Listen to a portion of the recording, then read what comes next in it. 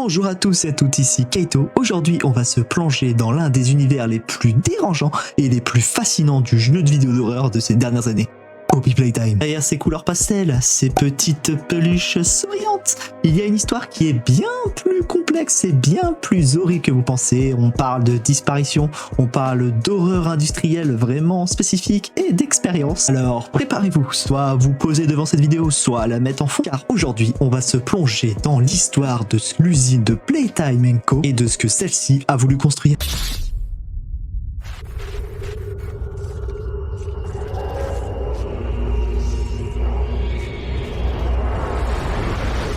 Nous sommes là où tout commence, au début du XXe siècle. C'est là que nous rencontrons Elliot Ludwig, créateur passionné par les jouets et leurs mécanismes avant même d'être un industriel. Celui-ci n'a jamais cherché à être riche. Tout ce qu'il voulait, c'était faire plaisir aux enfants et surtout de créer les jouets les plus aimés du monde. Il veut que tous les enfants aient un compagnon, un ami qui ne ment pas, qui ne vieillit pas et surtout qui ne les abandonne jamais. Et c'est ainsi que naît sa société Playtime Co, une société qui crée des jouets et qui a un succès immédiat. Les jouets sont innovants, attachants et surtout les enfants les trouvent complètement parfaits. Les ventes explosent, Elliot peut partager son rêve, son imaginaire avec le monde entier et la marque devient un symbole d'imagination et de sécurité. Tout décolle, sa marque va de mieux en mieux lui aussi, mais malheureusement, ça ne peut jamais continuer comme ça. My name is Elliot Ludwig. When you look around at the world today, Derrière toute cette réussite et une vitrine bien euphorique de cette société, Ludwig, lui, va perdre ce qui est de plus précieux pour lui et sa vie va s'effondrer du jour au lendemain. Certes, lui est passionné et veut partager cette passion, mais sa société étant de plus en plus grandissante, il a de plus en plus de travail. Et malheureusement, son épouse ne peut plus suivre. Elle ne peut plus supporter l'obsession qu'il a pour son travail, pour le fait qu'il veut perfectionner de plus en plus ses jouets pour qu'ils deviennent de plus en plus parfaits. Sauf qu'en plus de perdre sa femme ce jour-là, ce qui l'a anéanti, il va perdre aussi quelque chose d'aussi précieux, ses enfants. Car sa femme, elle, va partir avec eux. Et certes, sa passion l'a rendu riche et connu par le grand public et aimé par le grand public, mais ça l'a surtout rendu seul et brisé. C'est alors que l'homme à terre, anéanti, a envie dans lui et va vouloir combler ce vide et trouve une solution. Il va adopter une fille. Et cette décision va vraiment changer le destin du monde et de l'entreprise tout entière. Car même si celui-ci a connu quelques temps heureux, cette fille va mourir subitement. L'homme est alors brisé une deuxième fois et cette fois-ci il ne va pas réussir à s'en remettre. Il ne peut plus accepter l'idée que quelque chose qu'il aime disparaisse à nouveau. Il n'arrive à rien, il n'arrive même pas à aller à son enterrement et n'a qu'une chose en tête, la faire revenir. Et il a une chose que aucun homme endeuillé de l'époque a, c'est-à-dire des médecins, de la richesse et une usine. Et grâce à ça, il a budget illimité et des employés qui seront prêts à travailler si on les paye pour accomplir son plus grand rêve. Et c'est dans ce contexte que naît un projet interdit. Le but de ce projet interdit, qui est presque immoral, c'est de réussir à extraire l'âme humaine et la conscience et la transférer dans un objet artificiel. Et même si ce projet paraît fou et réalisable, en 1950, le monde entier va découvrir le nouveau jouet de Playtime & Co. Poppy Playtime! Poppy's as lovable as a real girl, and she talks like one too. Hi, my name is Poppy. I love you. Cette poupée est la première poupée capable de parler, ressentir et de répondre à tout ce que tu lui dis. Les médias sont en folie, le monde est ravi, tout le monde est fasciné par cette nouvelle poupée révolutionnaire. Mais personne sait réellement ce que c'est et personne ne réalise à quel point c'est une prouesse technologique. Ludwig est alors recomblé, il a retrouvé sa fille et pour ne pas la perdre, il va l'enfermer derrière une vitrine et la garder rien que pour lui car il veut la garder protégée de tout danger, du temps et de toute personne ou chose qui pourrait encore lui enlever. Pour lui, c'est un miracle. Mais il ne faut pas oublier que dans cette poupée, il y a la conscience de sa fille. Et pour elle, c'est réellement une cage, une prison. Sauf que le public ne voit rien puisque les poupées qui ont été commercialisées de Poppy Playtime sont seulement des répliques de la version originale. Playtime Co prospère alors. Les jouets se vendent mieux que jamais. Et pourtant, quelque chose va réellement changer. Car Playtime Co va créer des jouets encore et encore, jusqu'à créer une certaine gamme de jouets.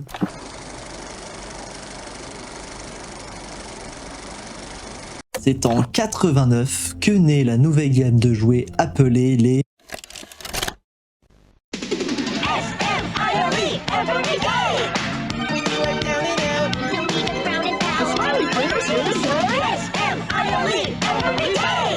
des petites peluches colorées avec un énorme sourire, des yeux noirs avec une pupille blanche et une fonctionnalité révolutionnaire qui se trouve dans ces peluches. Chaque jouet diffuse un parfum d'une saveur différente qui est censé permettre aux enfants de s'apaiser et de mieux dormir. L'idée en soi est excellente, on a plein de parfums qu'aiment les enfants, on a de la lavande, de la vanille, du miel. Tout est fait pour être inoffensif et vraiment plaire au public. Les bienfaits médicaux ont été prouvés puisqu'il y a des médecins au sein de l'entreprise et le public est ravi et rassuré et va acheter ce jouet des millions d'exemplaires. Mais certains jouets vont dysfonctionner et diffuser un parfum un peu particulier puisqu'ils vont diffuser un gaz rouge plutôt que le parfum prévu. Et la gamme de jouets qui dysfonctionne s'appelle les Catnap!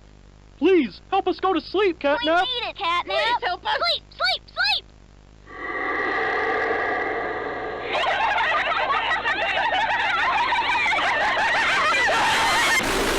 Le parfum à l'origine était un parfum qui était censé permettre d'endormir les enfants.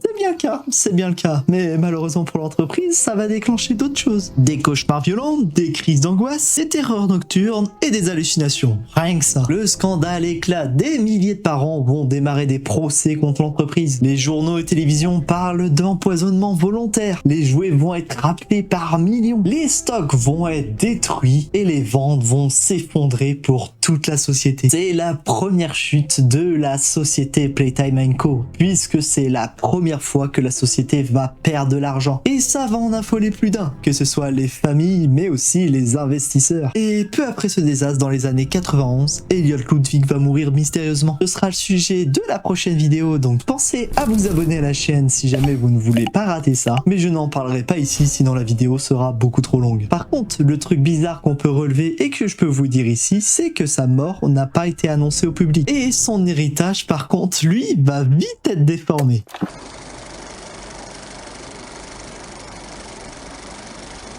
Deux noms majeurs vont prendre le contrôle de l'entreprise. Led Pierre, nouveau directeur obsédé par la productivité et par le relancement de notre entreprise, qui a le contrôle total sur celle-ci. Et Harley Sawyer, ancien displique de Ludwig, qui est devenu désormais médecin en chef, et vous verrez qui est le futur architecte de l'horreur. Ces deux hommes, ce ne sont pas des passionnés comme Ludwig, ce ne sont pas des rêveurs comme lui, c'est des hommes qui veulent rentabiliser sur l'idée la plus géniale qu'a eu Ludwig. Si une âme peut faire fonctionner une poupée, pourquoi elle ne pourrait pas faire fonctionner autre chose? Comme quoi, par exemple, pour être rentable? Je me demande, des jouets géants qui pourraient remplacer les employés? Car, comme dirait Led Pierre, un jouet ne demande pas de salaire, un humain si. Oui, vous commencez à la sentir la carotte qui arrive là. Car c'est ainsi que le projet qui va sceller le destin de l'usine va naître, The Bigger Body Initiative. Ce projet de Bigger's Body, initié en 92, va vraiment marquer un tournant moral pour Playtime Co. Ludwig n'est plus là, c'est Led Pierre aux commandes. Et là maintenant ce qu'on veut, c'est être rentable. Là on ne cherche plus à créer des jouets pour les enfants, mais à créer des jouets avec les enfants. Oh là là, rien que d'imaginer ça. Je viens de me rendre compte de la phrase. Oh, c'est horrible. C'est horrible. Mais bon, pour lui, l'idée est simple, glaciale et industrielle. Un employé doit être payé, mais un jouet géant, il est beaucoup plus productif et il ne demande pas d'argent. Ils essayent donc de reproduire ce qu'a fait Ludwig avec sa fille, mais cette fois-ci à plus grande échelle. Alors les procédures, j'espère que vous êtes prêts, que vous n'êtes pas en train de manger, parce que dans les rapports, ça a été décrit en 3 étapes. Et c'est vraiment pas beau à entendre ou à voir, ou même à s'imaginer. On commence par l'extraction de l'âme en premier. Avec une électrosimulation. Et ensuite, on gave de produits chimiques, puis on te met en isolement sensoriel prolongé. Avec ça, les sujets, ils finissent vides, c'est des coquilles vides. Ils perdent la parole, ils oublient leur identité et leur nom. Une fois qu'ils sont devenus des coquilles, vient la deuxième étape. Après l'extraction, vient la transplantation dans un jouet artificiel. Là, on vient souder du métal, du polyester et des tissus artificiels. C'est via ce procédé, il n'y a pas plus de précision que l'âme vient prendre possession et le contrôle du coup de l'être artificiel, mais pas forcément avec le contrôle et l'état d'origine de la personne. Et la troisième étape, elle est là pour bien vérifier que tu vas juste obéir et Respecter les ordres, c'est tout. Et c'est donc l'étape du conditionnement comportemental. Il va y avoir une multitude de tests, de punitions, de stimuli, qu'ils soient sensoriels ou autres, pour casser ce qui reste de la coquille vide de l'âme et que, en fait, ce qui reste de l'âme soit docile et utile. Il va y avoir beaucoup de morts. Certains vont finir comme des automates en coquille vide. D'autres vont revenir mais réellement changer. Et d'autres, pire encore, vont revenir conscients. Et je pense que ça c'est le pire des supplices. Et maintenant on va se demander où est-ce qu'ils trouvent leur sujet d'expérience.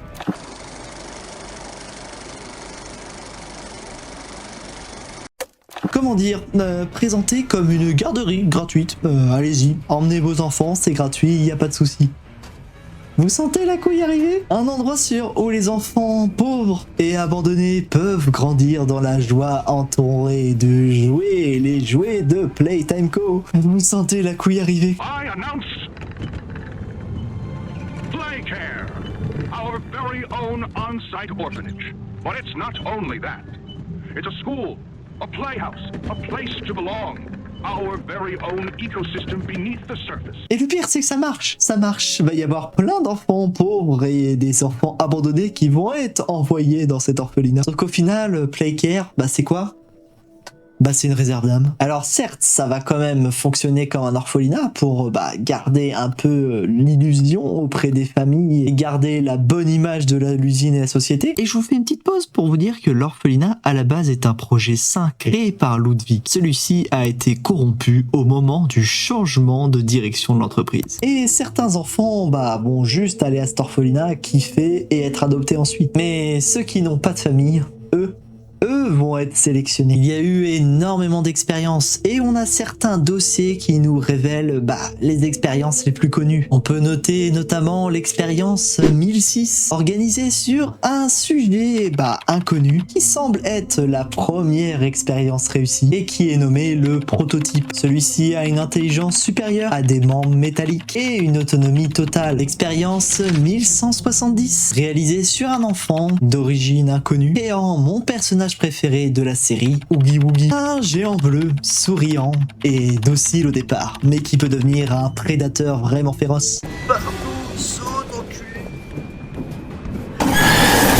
Putain de merde. L'expérience 1222, réalisée sur un enfant de Playcare. Celui-ci est nommé Catnap et il a la même particularité que les petites poupées qu'on a parlé au début, c'est-à-dire de diffuser du gaz rouge qui va paralyser et créer des cauchemars à toute personne qui va l'inhaler. Salut toi. Salut.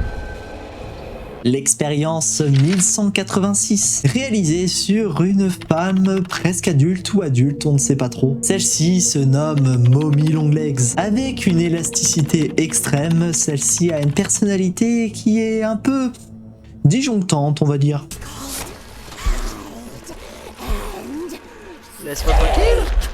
Oui. Et aussi l'expérience 1160. Expérience réalisée sur un employé rebelle car apparemment si tu n'es pas d'accord dans cette société, il va pas s'arriver quelque chose de bien pour toi. Et cette expérience s'appelle Boxiboo. Et justement celle-ci est conçue avec un piège mécanique qui est faite pour aider les employés qui se rebelleraient.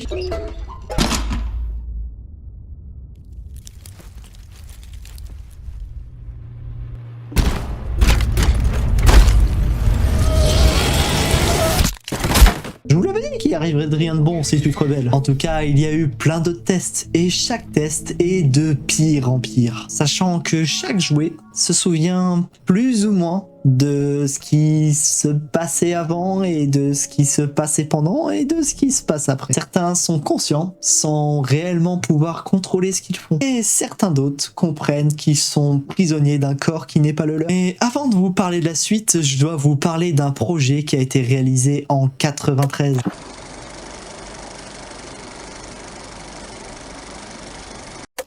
Jack Ayers vent est énergique et aussi est un modèle parfait pour Playcare. Un jour, il disparaît pendant qu'il était dans l'entreprise pendant une phase de test. Officiellement, il est mort d'un accident d'ascenseur interne. Cependant, son corps n'est jamais rendu à la famille et celle-ci trouve ça très étrange. Sauf que très vite, ils vont recevoir une lettre étrange de Playtime Co. Votre fils est en vie, venez le voir. il a changé, mais il est bien là. Ça ressemble à une invitation. Et même, je dirais même, jusqu'à un chantage. Là, c'est du chantage, les frérots. C'est du chantage émotionnel. Et faut voir les choses en face. Faut voir les choses en face. Et bien sûr, les parents acceptent et reviennent dans l'usine. Et à ce moment-là, ils sont conduits dans une salle d'observatoire vitrée. Et ce qu'ils voient, c'est une espèce de chose, une espèce de grosse pâte à modeler. C'est quoi ça? C'est pas mon fils. C'est quoi ce truc? Et il parle comme s'il y avait différentes personnes avec lui. Il avait un dédoublement de la personnalité. Il passe de la joie à la colère, à la tristesse. Il change de posture régulièrement. Il supplie sa mère, insulte son père, rit, pleure, crie. Et c'est là que la vérité éclate. Dans ce prototype, il n'y a pas une âme, il n'y a pas un enfant, mais bien 3 personnes. Un seul jouet, 3 esprits, 3 personnalités qui se disputent la possession de ce corps. De son nom de dossier expérience 1322 est né le projet Dewey. Son objectif, avoir un multitâche total, c'est-à-dire qu'on peut lui donner n'importe quelle tâche et il serait capable de traiter 3 tâches en même temps en simultané. Sauf que l'expérience marche pas comme prévu, forcément. Et l'un d'eux, Kevin Barnes, va prendre le contrôle ce jour-là. Celui-ci a une violence innée en lui. Il est incontrôlable et très dangereux. You'll be okay, I promise. Mommy's only here to talk. No, I don't want to talk. Get out! Susan, I think we should leave. Jackie, I'm staying right here. I'm not leaving you. Not ever again. Do you hear me? The gentle voices lie. I know what they do. They lie, and they poke, and they hurt. Susan, get away from me! Jack? Mommy won't lie to you, Jackie. Mommy won't hurt you. I'd never hurt you. Hey, open the door! Susan, please, open the door, please!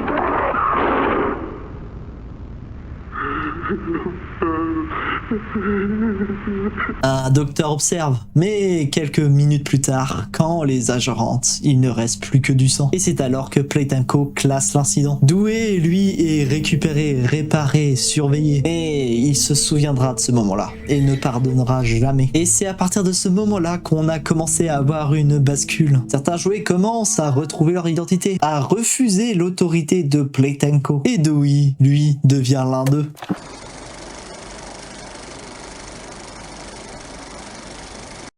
Ah là là, quand on a 2 pourritures qui sont à la direction, qu'est-ce qui peut arriver?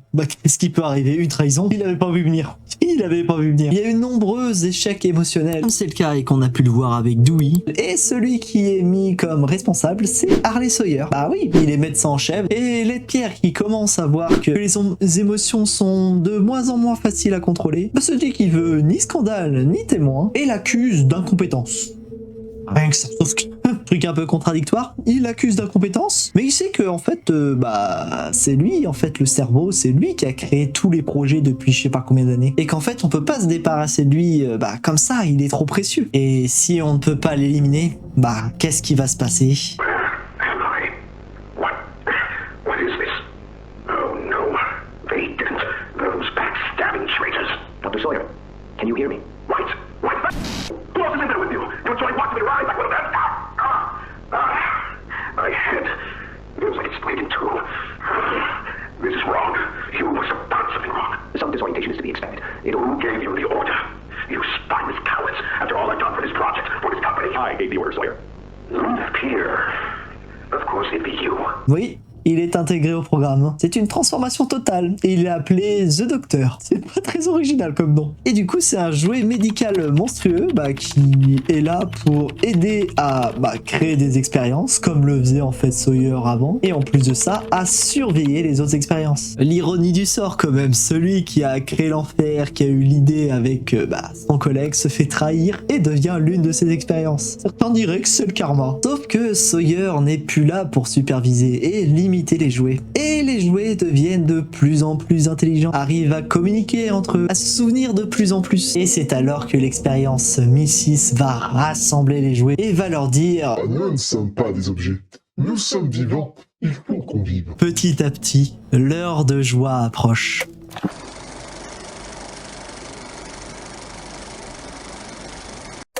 Les Taiko, dirigés par Light Pierre, pensaient s'être relevés, d'avoir marché et avoir fait un système économique qui marchait vraiment, en créant une nouvelle ère industrielle. Mais qu'est-ce qu'ils ont créé en fait? C'est des victimes conscientes. L'expérience 1006, qui a commencé à rassembler les gens à droite à gauche, avait une intelligence supérieure. Il a appris, observé, il sait démonter les serrures, ouvrir les mécanismes, recréer des mécanismes, démonter les machines, et il n'a qu'une envie, se venger. Il a appris une chose de plus qui est bien plus importante, c'est parler et rassembler les autres jouets. Il leur dit alors: Ils vous ont pris votre corps.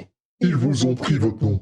Passez tuer. Les caméras perdent leur signal, les portes se verrouillent, mais de l'intérieur. Et c'est alors que...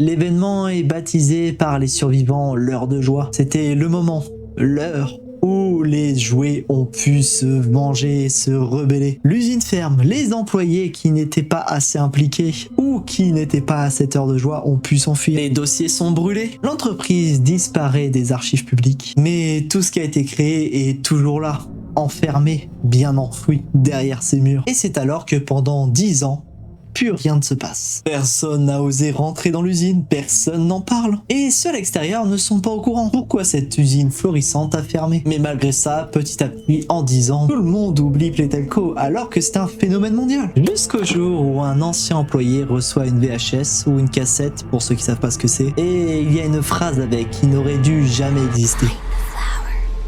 Ça n'a aucun sens. Et c'est là que commence l'histoire de notre jeu et le chapitre 1. Je ne vais pas vous résumer l'histoire des 4 premiers jeux puisque j'ai fait des let's play des jeux que vous pourrez retrouver sur ma chaîne. Donc n'hésitez pas si ça vous a donné envie de les regarder. Comme je l'ai annoncé en live, si on atteint le goal des 1000 abonnés, je m'engage à faire une reproduction du chapitre 1 de Poppy Playtime dans la vie réelle. J'espère que ce nouveau type de vidéo vous ont plu. Ceci m'a pris un peu de temps de recherche et beaucoup d'écriture. Donc je vous serai très reconnaissant de me dire en commentaire si ça vous plaît, des concepts du même type que vous aimeriez voir, et surtout de liker cette vidéo, ça me soutiendrait vraiment énormément. Ce résumé de l'histoire et du lore est la façon la plus logique de raconter l'histoire pour ces 4 premiers chapitres, car à l'heure où je tourne cette vidéo, le chapitre 5, qui est normalement le dernier chapitre de Poppy Playtime, sortira dans 2 semaines, c'est-à-dire le 18 février 2026, et ça tombe bien, ça tombe un mercredi, et le mercredi et le samedi, on est en live toutes les semaines, donc on sera bien sûr en live pour découvrir ce jeu, en espérant qu'il soit pas aussi bugué que le 4 à sa sortie. En tout cas, je vous laisse, je vous souhaite une bonne soirée ou une bonne journée en fonction de quand vous regardez cette vidéo. Tchuss les gens!